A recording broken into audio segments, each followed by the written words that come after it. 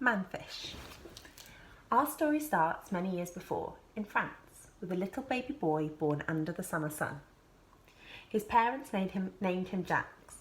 From the very beginning, little Jacques loved water, the way it felt on his hands, his face, his body. And water made him wonder. He wondered why the ships floated, why he floated, and why rocks sank.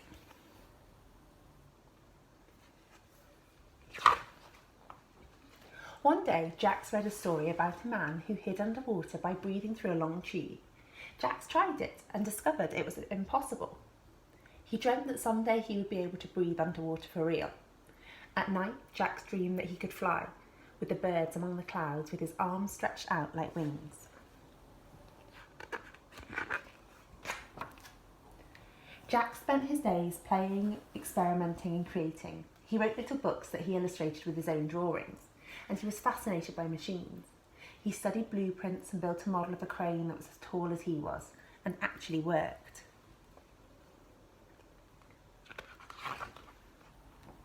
Movies fascinated Jacques too. He wanted to know how they were made, how the camera worked, and how the chemicals made pictures appear on the film. Jacques saved his allowance penny by penny until he had enough to buy a small home video camera. The first thing he did was take it apart and put it back together again. Then he began to film everything around him. He put his brother, cousins, parents and friends in his movies. He dressed up as a villain with a painted on moustache and made some villainous films. Jacques was always the star, the director, the writer and usually the cameraman. When Jacques finished school, he joined the French Navy. His ship sailed all around the world and everywhere he went, he filmed what he saw. In China, he filmed men catching fish with their bare hands. They held their breath underwater for many minutes, and Jacques wondered what it would be like. One day at the beach, a friend gave Jacques a pair of goggles with rubber frames and a glass to look through. Jacques wore them into the ocean. Beneath the water, he was surrounded by silvery green forests of sea plants and fish he had never seen before. Everything was silent and shimmering. It was a whole new world. When he came up, he saw cars, people, buildings and telephone poles. Once again, he went below the magical underwater. At that moment, Jacques knew his life was changed forever. His eyes had been opened to the wonders of the sea. Jacques and his friends, Philippe and Didi, began to dive together. They experimented to see how long they could stay underwater and how deep they could go. Jacques created a waterproof case for his camera to film the amazing kingdom he and his friends were exploring beneath the surface. They made rubber suits to keep themselves warm and flippers to help them kick, but Jacques wanted to stay down longer than just one breath. He realised he needed to take more air with him, enough air to explore the mysterious depths and the vast expanses of the ocean, to swim through the sea as free as a fish. He wanted to become a manfish, and he began to work on just how to do it. On a warm summer day, Jacques stepped into the Mediterranean Sea with his new invention. He called it the aqua lung because aqua means water, and our lungs are the part of our body that holds the air we breathe. Below the surface, Jacques swam and glided and dove. He did flips and somersaults. He stood upside down on one finger and laughed bubbles into the sea. Jacques could breathe beneath the water. Now he could swim across miles of ocean, his body feeling what only scales had felt before, his eyes seeing only what fish had seen. The water made him feel like he was flying, just like in his dreams. Jacques had done it. He had become a manfish.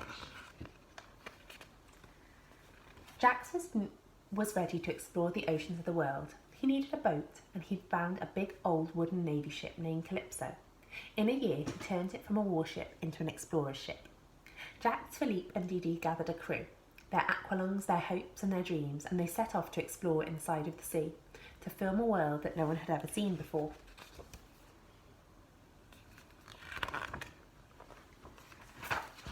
On their journeys, they dove deep into seascapes of plants, green and purple prickly plants, red branchy plants, spongy plants, wispy feathery swaying plants, slow dancing to the rhythms of the sea.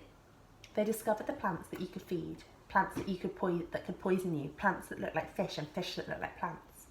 They swam with giants, hitched rides on sea turtles, made friends with porpoises with shining eyes and smiling faces. They filmed fierce, frightening sharks, so strange and dangerous Jacques and his crew had to build cages, not for the sharks but for themselves, so they could make their movies without being eaten. Their cameras captured camouflage scorpion fish, ugly as toads with poisonous spines. Dorados, brilliant, shining fish that glowed the colours of emeralds, sapphires and rubies. Checkerboard fish with red and white checks from head to tail. Deep down they discovered the kingdom of giant rays, fish that fly through the water with wings that swim. They came face to face with a fish as big as a trunk, with long fangs, lips like giant tyres and huge saucer eyes. They called it the trunkfish.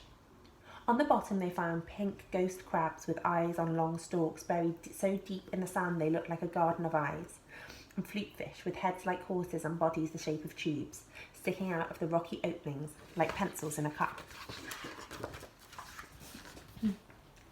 Everywhere the Calypso went, Jacques and his crew made films on what they had saw. The films played in movie theatres, films that played on TV.